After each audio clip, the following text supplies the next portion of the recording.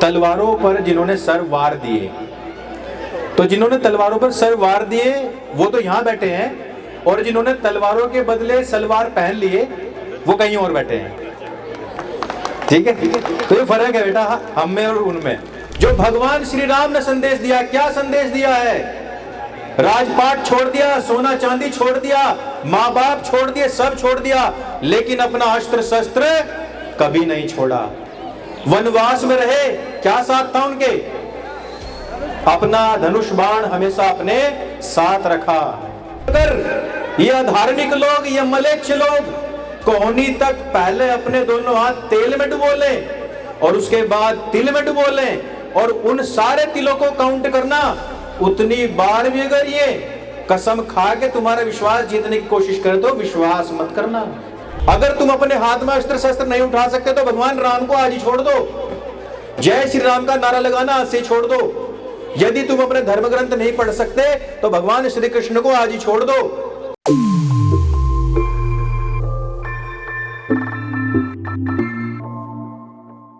वंदे वंदे वंदे। सबसे पहले तो मैं सरदार जी आपका बहुत बहुत धन्यवाद करना चाहूँगा, आपने जो माहौल बनाया है। और यहाँ जितने भी मैं लोग जब देख रहा था तो आपस में बात कर रहे थे, लेकिन जब आपने इतने अच्छे अच्छे गीत गाए और म्यूज़िक उसमें बहुत अच्छा था, सब एक सार हो गए, तो अब हमें बोलते समय इनको अटेंटिव नहीं करना पड़ेगा। और एक इन्होंने बहुत अच्छी बात याद दिलाई कि तलवारों पर जिन्होंने सर वार दिए, तो जिन्होंने तलवारों पर सर वार दिए वो तो यहाँ बैठे हैं, और जिन्होंने तलवारों के बदले सलवार पहन लिए वो कहीं और बैठे हैं। ठीक है, तो ये फर्क है बेटा हम में और उनमें। और तुम्हें ये बात पता होनी चाहिए कि हमारे पूर्वज कौन है, जिन्होंने तलवारों के आगे अपने मत पंथ संप्रदाय को नहीं बदला, जिन्होंने अपने धर्म के साथ, अपने सिद्धांतों के साथ समझौता नहीं किया, हम उनके वंशज हैं। और जिन्होंने थोड़ा सा दबाव पड़ने पे ही, जिनके सामने कहा गया ना कि ये तलवार है, तुम्हारे सामने दो ऑप्शन है, या तो गर्दन कटवा लो या तो कुछ और कटवा लो। गर्दन कटवाने वाले आज खड़े हैं यहाँ, और कुछ और कटवाने वाले आज पूरी दुनिया के अंदर बदनाम है। पूरी दुनिया के अंदर वो जो लोग कहते थे कि सब तख्त उछाले जाएंगे, सब ताज उछाले जाएंगे, आज उनके सिरों पे जो रखा हुआ था सब उछाल दिया गया है। सब जगह चारों तरफ आग ही आग लगी हुई है। और पूरी दुनिया अगर निर्माण के लिए, विस्तार के लिए अगर कहीं देख रही है तो सनातन की जितनी भी शाखाएं हैं उनकी तरफ देख रही है। वो हिंदू है, वो जैन है, या बौद्ध है, या सिख है, केवल यही है जो भारत की भूमि का असली बीज, असली वंश है। मेरे सामने किसी ने कहा कि हमने 800 साल राज किया है, 10 साल में तुम में कुछ ज्यादा गर्मी आ गई है, राज बदलने दो, हम ताज बदल देंगे, उन्होंने कहा। मैंने कहा कौन सा राज 800 साल का भाई? 1556 में अकबर आया, उससे पहले वाला बताते कहाँ का कितना शासन था? औरंगजेब के बाद ये वंशावली का नाम तुम बता दो मुझे। भाई मैं तो शिवाजी, छत्रपति शिवाजी महाराज का, महाराणा प्रताप का वंशज हूं, मैं उनकी पूरी वंशावली बता दूंगा। भगवान श्री राम की पूरी वंशावली कोर्ट जाके खड़ी हो गई और उन्होंने कहा त्रेता युग से लेकर अब तक ये वंशावली हमारी है, ये जन्म भूमि हमारी है, और उस पर लड़ने के लिए मेरे वंश के, मेरे कुल के तो आज भी खड़े हैं। तू अगर 5वीं पीढ़ी पीछे भी जाएगा ना तो वहां भी कोई रामलाल श्यामलाल ही मिलेगा। मुझे तो पता है मेरी वंशावली कहां से आई है। ये 150 साल को 800 साल बनाने की बात कर रहे हो, जो सनातन से, चिरातन से, पुरातन काल से चले आ रहे हैं, धरती को अपनी माँ कहते हुए आ रहे हैं। अगर उसमें जरा सी भी गर्मी आ गई ना भाई तो 56-57 जितने भी हैं नष्ट हो जाएंगे, और 2-3 तो तुम्हारे छिन भी गए। तो इसलिए आज अगर हमें ये विराट हिंदू सम्मेलन जो आपने रखा है, मेरी सबसे पहली आप सभी से एक विनती है, हाथ जोड़ के विनती है। हमारे जितने भी महापुरुष हुए हैं, देवी देवता हुए हैं, इष्ट हुए हैं, भगवान हुए हैं, जरा एक बार उनके सबके चरित्र को पढ़ना जरूर। देखो मेरे सामने मंदिर है, यहीं के यहीं मंदिर है, हम मूर्ति की पूजा करते हैं, हम चित्र की पूजा करने वाले लोग हैं, लेकिन हमें चरित्र की भी पूजा करनी चाहिए। जो मेरे गुरुओं ने हमें संदेश दिया है, जो भगवान श्री राम ने संदेश दिया, क्या संदेश दिया है? राजपाट छोड़ दिया, सोना चांदी छोड़ दिया, माँ बाप छोड़ दिए, सब छोड़ दिया, लेकिन अपना अस्त्र शस्त्र कभी नहीं छोड़ा। वनवास में रहे, क्या साथ था उनके? अपना धनुष बाण हमेशा अपने साथ रखा।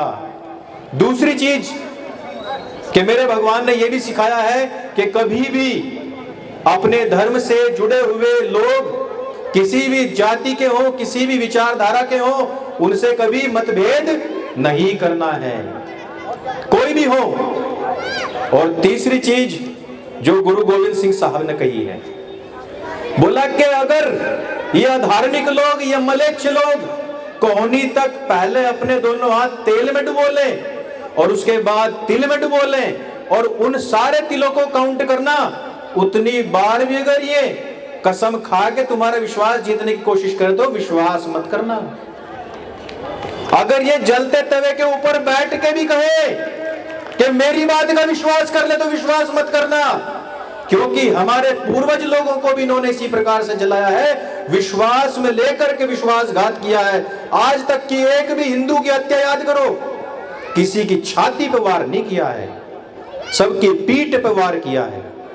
कभी भी ललकार के वार नहीं किया है, धोखे से वार किया है, दोस्त बन के वार किया है। इसलिए एक सूत्र हमेशा याद रखना कि जो अपने भाई का भाई नहीं हुआ, जो अपनी बहन का भाई नहीं हो सकता, वो तेरा भाई कभी नहीं हो सकता।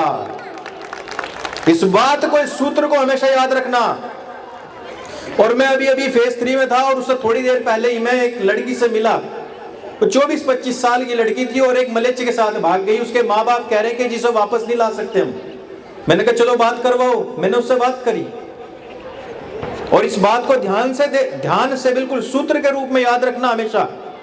मैंने उस लड़की से बात करी, उसने कहा भाई साहब मैं 24 साल अपने माँ बाप के पास में रही हूं और 24 साल में ये मुझे वो पढ़ाते रहे जो जीवन में मेरे काम नहीं आएगा। ये मुझे आर्किमिडीज का सिद्धांत पढ़ा रहे हैं, साइंस पढ़ा रहे हैं, केमिस्ट्री पढ़ा रहे हैं, उनके सूत्रों में मेरा दिमाग खराब हो गया। ये मेरा अब्दुल है, ये 1 साल से मेरे संपर्क में आया, बस केवल 1 साल से, और इसने मुझे सब बता दिया। हिंदू में कितनी कमी है, इस देवी देवता में कितनी कमी है, हमारा जो किताब है वो कितना बढ़िया है, हमारा जो पैगंबर है वो कितना बढ़िया है। अगर हमने ये किताब नहीं पढ़ी तो हम जहन्नम में जलेंगे, अगर हमने पढ़ ली तो हमें जन्नत मिलेगी, ये मिलेगा, वो मिलेगा। तो भाई साहब आप मुझे बताओ 24 साल में इन्होंने मुझे क्या बताया धर्म के बारे में? एक बात नहीं बताई।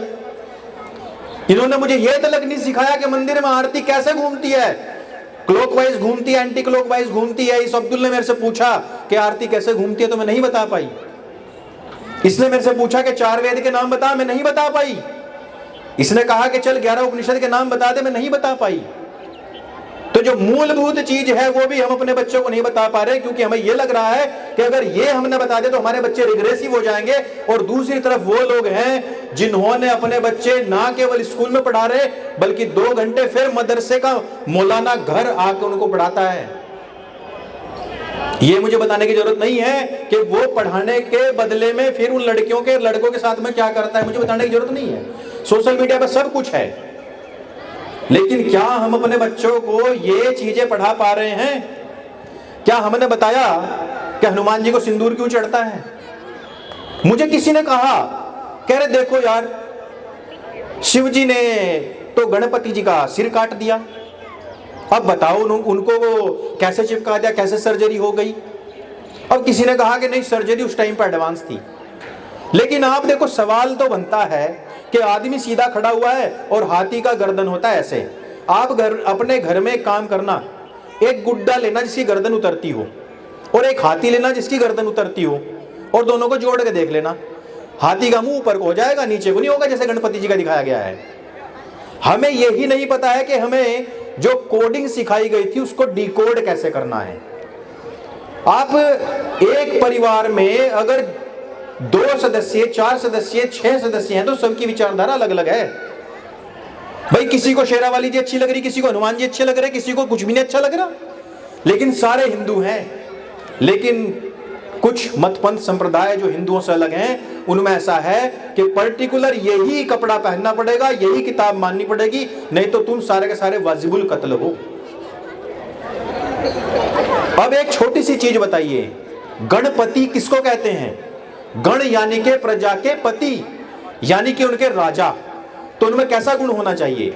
उसके कान बहुत बड़े होने चाहिए ताकि वो कहीं से भी कोई भी संकट हो दूर से सुन सके। उसकी जो नेत्र क्षमता है वो सूक्ष्म होनी चाहिए, सूक्ष्मदर्शी होनी चाहिए, और उसकी खतरे को सूंघने की जो क्षमता है वो भी बड़ी होनी चाहिए, और उसको जितने भी राज उसके पास में है उनको ग्रहण करने और पचाने के लिए एक बड़ा पेट होना चाहिए। और ऐसे हमारे गणपति की आकृति बनती, जिसको मैं डिकोड करना नहीं आता है। दूसरी चीज बताता हूं, शिव जी के परिवार को देखिए आप, कार्तिकेय भगवान की सवारी मोर है, और भगवान शिव के गले में क्या है? भगवान शिव के गले में क्या है? सांप है। और गणपति जी की सवारी क्या है? चूहा है। अब चूहे को सांप खाता है और सांप को मोर खाता है, लेकिन फोटो में सारे एक साथ बैठे हुए हैं। इसका मतलब क्या हुआ? अपने परिवार के अंदर मतभेद हो सकते हैं, लेकिन फिर भी वो एक परिवार ही कहलाते हैं, एक छत के नीचे रहते हैं। जिस भगवान शिव को मैं पूजता हूं उसको तो मैं ध्याता हूं, उसका नाम जपता हूं, माला जपता हूं, लेकिन उसके चरित्र का पालन नहीं करता हूं। मेरी सास से नहीं बन रही, जेठानी से नहीं बन रही, तो मुझे तो अलग मकान चाहिए। ये क्यों है फिर? या तो तुम भगवान शिव की पूजा करनी छोड़ दो, अगर तुम अपने हाथ में अस्त्र शस्त्र नहीं उठा सकते तो भगवान राम को आज ही छोड़ दो, जय श्री राम का नारा लगाना आज से छोड़ दो। यदि तुम अपने धर्म ग्रंथ नहीं पढ़ सकते तो भगवान श्री कृष्ण को आज ही छोड़ दो। सही है, गर्दन नहीं कटेगी, कुछ और कट जाएगा, कहीं और जाके मरो, लेकिन सनातन हिंदू धर्म को बदनाम मत करो। यदि तुम सनातन हिंदू धर्म की जो मान्यताएं हैं, जो उसकी शिक्षाएं हैं, अगर तुम उनका पालन नहीं कर सकते तो। ये तो थी धर्म की बात। अब मैं करता हूं समाज और राजनीति की बात। 1975 में जब इमरजेंसी लगी और उस टाइम पे एक तरीके से खतना ही हुआ सब लोगों का, जिसको कहते हैं क्या, नसबंदी। हमारा तो अलग से ही खतना हुआ भाई, नसबंदी के नाम पे। उस टाइम पे क्या कहा गया? इंदिरा गांधी ने क्या कहा?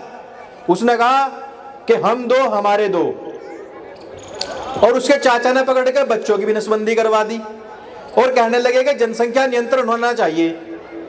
आज उसी इंदिरा गांधी का पोता देखो क्या कह रहा है कि जिसकी जितनी आबादी उसकी उतनी भागीदारी, उतनी हिस्सेदारी, जिसके कम बच्चे हैं उसका पैसा छीन के जिसके ज्यादा है उसको देना चाहिए। अब मुझे बताओ ये राजनीति किस तरीके की है भाई? भाई कोई कागज के ऊपर राजपत्रित आदेश तो नहीं निकाला कि हम दो हमारे दो, केवल इंदिरा गांधी ने कहा ही तो था, और हिंदुओं ने अपने सर माथे ले लिया उस बात को। भाई हमारी क्या थी? वह बुआ थी, दादी थी, क्या थी वह? जिसकी बुआ दादी थी उसको देके गई सारा पैसा, हमसे क्या लेके गई वह? हमारे तो परिवार का परिवार ले लिया। अच्छा देखो हिंदुओं में अगली बीमारी क्या आई? ट्रकों के पीछे लिखवा रखा शेर का बच्चा एक ही अच्छा। मैंने उसे रोका, मैंने पूछा तू शेर है? कंगे थे भाई तू शेर, और दिखाइए तो अपनी घरवाली, कहाँ था? शेरनी है। और शेर के बच्चे होते देखे हैं, एक वर्ग में आधे दर्जन दे वह, और तीसरे साल फिर आधे दर्जन दे। तो मतलब हिंदू अपने आप में ही मतलब मैं शेर हूं, मेरी घरवाली शेरनी है, शेर का बच्चा एक ही अच्छा, उसे एक रैपट मार दिया ना उसके दम निकल जाएंगे। कहां थे वो शेर का बच्चा? और वो एक बच्चे को आप क्या कर रहे हो? उस एक बच्चे को आप कहां भेज रहे हो? उसको भेज रहे हैं मैकॉले शिक्षा पद्धति पढ़ने के लिए। और मैकॉले शिक्षा पद्धति क्यों बनी थी सुन लो। यहां मेरी जितनी माँ बहन बैठी हैं सारों के बच्चे या पोते स्कूल जा रहे होंगे, छोटे छोटे जितने भी हैं। ये 3 साल का बालक हुआ है ना अभी, इस बालक को अभी पता ही नहीं लगा है कि इसको कब सुसु जाना है, कब पोटी जाना है, और इसको वहां जाकर खड़े होकर पूछना पड़ेगा मैडम मैं सुसु चला जाऊं क्या? और वो कहेगी चुप बैठिए, अभी आधी छुट्टी होने वाली तब जाइयो। अब आप मुझे एक बात बताओ, जिस बच्चे ने अभी केवल सीखा है कि उसको भूख लगी है, अभी सीखा है कि उसको सुसु पोटी बताना है, और तुमने उसके ऊपर एक और इंचार्ज खड़ा कर दिया कि नहीं वो इसको बताएगा कि कब जाना है और कब नहीं जाना है। कितनी गलत बात है ये। क्या शिक्षा दे रहे हैं हम बच्चों को? आजकल हमें पढ़ने के बाद लगता है हम एजुकेटेड हो गए हैं, आजाद हो गए हैं, स्वतंत्र ख्याल हो गए हैं। भाई जो वो तेरे बच्चे को वहां पढ़ाना आ रहा है ना, वो खुद गुलाम है, मानसिक गुलाम है वो। वो खुद 9 बजे आता है वहां ड्यूटी बजाने के लिए केवल, वो उसका बच्चा नहीं है, वो किसी और का बच्चा है। वो किसी और के बच्चे की वैसी केयर करेगा जैसी किसी और के बच्चे करते हैं, और उसके बदले उसको 2000, 5000, 10,000 जो मिल रहे हैं, बस दिल और दिमाग से कोई किसी बच्चे को नहीं पढ़ा रहा है। दूसरी बात समझो, तुमने अपना बच्चा भेज दिया अपनी नजरों से दूर, वो मान किसकी बात रहा है? वो यार सुसु पोटी तक नहीं जा सकता अपनी टीचर की आज्ञा के बिना, वो किसकी बात मानेगा? टीचर की बात मानेगा। तुमने उसको फिर यूनिवर्सिटी भेज दिया, फिर विदेश भेज दिया, और तुम्हें लग रहा है कि वो तुम्हारी सेवा करेगा? जिंदगी भर वो किसकी बात मानता रहा? दूसरे लोगों की। आदेश का पालन किसका करता रहा? दूसरे लोगों का। और तुम्हें लग रहा है कि वो वृद्धाश्रम में तुम्हें नहीं भेजेगा? ऐसी ऐसी खबर आती है कि माँ बाप मरे पड़े हैं, वो विदेश में है, और वहीं से कह रहा है कि कोई मेरे माँ बाप का कर दो, 5,000 रुपये भेज दूंगा, मेरे पास टाइम नहीं है। 50,000 रुपये आने के लगेंगे, 50,000 जाने के लगेंगे। उन्होंने मेरे लिए कराई क्या है? सारी जिंदगी तो वे कहते रहे पढ़ पढ़ पढ़ पढ़, हमेशा मेरे को ट्रॉमा बना के रखा। ये चीजें अपने परिवारों के साथ मत होने दीजिए। टीचर से बात करो, ढंग से पढ़ाना है पढ़ा, नहीं तो हम स्कूल चेंज करेंगे। आप कहीं गुरुकुल की व्यवस्था कर सकते हो, वो करो, ले जाओ। आप गुरुकुल की व्यवस्था कर सकते हो, वो करो, नहीं तो स्थानीय लोगों से मिलो, उनके साथ बैठो। मुझे बहुत अच्छा लगा आप लोगों ने मुझे बुलाया, खासतौर पर प्रहलाद भाई, जिन्होंने मुझे कहा कि भाई आपको आना है। और अपने सभी लोगों से मैं एक संकल्प जरूर कराना चाहूंगा, मुझे पता है समय बहुत कम है। एक संकल्प हमें अवश्य करना है, हम सभी अपने धर्म को केवल मानेंगे ही नहीं, जानेंगे भी। हमारे धर्म को सनातन वैदिक धर्म क्यों कहा जाता है, यह हमें जानना भी है। भगवान श्री कृष्ण को योगेश्वर श्री कृष्ण महाराज क्यों कहा गया है, वो हमें जानना है। भगवान श्री राम को मर्यादा पुरुषोत्तम भगवान श्री राम क्यों कहा गया है, यह हमें जानना भी है। सबसे बड़ी समस्या है कि हम मान रहे हैं, मान रहे हैं, मान रहे हैं। मानने से कुछ नहीं होगा उसको जब तक हम जानेंगे नहीं, क्योंकि हमारे सामने कोई हमारे जैसा व्यक्ति नहीं खड़ा है।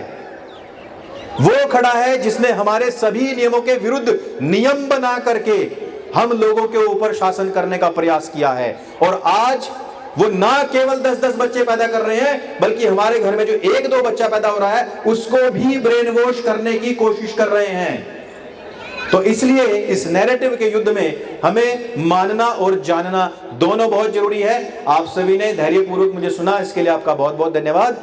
अंत में बोलिए जय श्री राम, जय जय श्री राम, हर हर हर हर हर हर।